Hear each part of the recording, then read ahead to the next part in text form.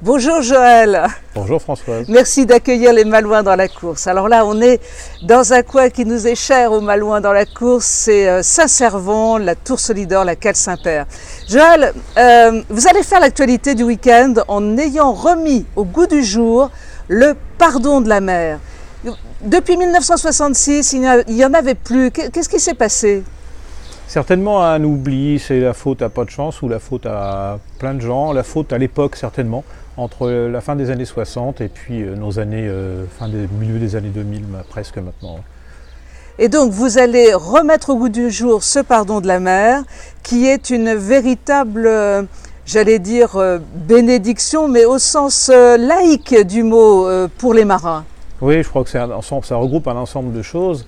Bien évidemment, au départ, il y a une demande du curé de la paroisse qui est le père Olivier Roy, mais il y a autour de ça tous les marins, et c'est aux marins qu'on veut rendre hommage, évidemment, et puis faire plaisir à tous les gens qui sont là autour, qu'ils soient des fidèles de la paroisse, ou des laïcs, ou des simples touristes laïcs ou pas laïcs, peu importe. Ce qui compte, c'est de rassembler les gens autour de ce magnifique plan d'eau, et de penser à tous ceux qui sont péris en mer, les marins péris en mer. Et d'ailleurs, on aura un hommage particulier à Anthony Maignan, qui était le capitaine du Renard, qui a disparu à bord de la Belle Angèle, et à Yvon Georges, qui est décédé la semaine dernière et qui était l'âme de la Cancalaise, auquel je tiens particulièrement.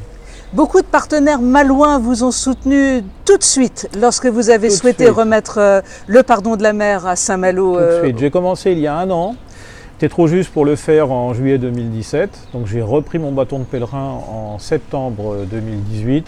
J'ai demandé à Jean-Yves Bordier, tout de suite il m'a dit « moi je te fournis le fromage » et suivant sa générosité habituelle et sa gentillesse. On le sait, très généreux Jean-Yves. Ensuite, la SNSM, Patrick Lerouillet, qui a tout de suite accepté d'embarquer le prêtre à bord de la vedette, ce qui n'est pas forcément si évident, puisque c'est une vedette qui consomme 150 litres de gasoil à l'heure.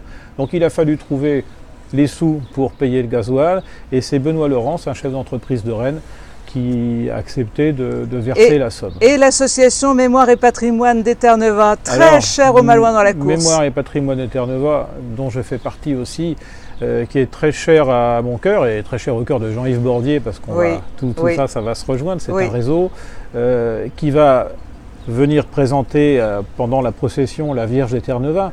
Alors il est écrit dans le journal qu'elle n'était pas sortie depuis 1966. Non, elle n'est pas sortie à Saint-Malo, mais elle est sortie ailleurs, à Cancale notamment. Elle va être portée par 8 anciens Eterneva. Joël, derrière vous, la très belle Cale Saint-Père, magnifique avec la Tour Solidor. Demain, vous attendez combien de bateaux pour la bénédiction ? C'est comme le fût du canon, le temps qui doit refroidir, c'est un certain temps, donc un certain nombre. J'espère qu'il y aura entre 50 et 150 bateaux. Je ne peux pas savoir. Avec une belle météo comme on a aujourd'hui. C'est à quelle heure ? À quelle heure faut-il être présent pour les voir demain ? Pour voir les bateaux, il faut être présent à 12h, on va dire 12h, entre 12h et 13h30.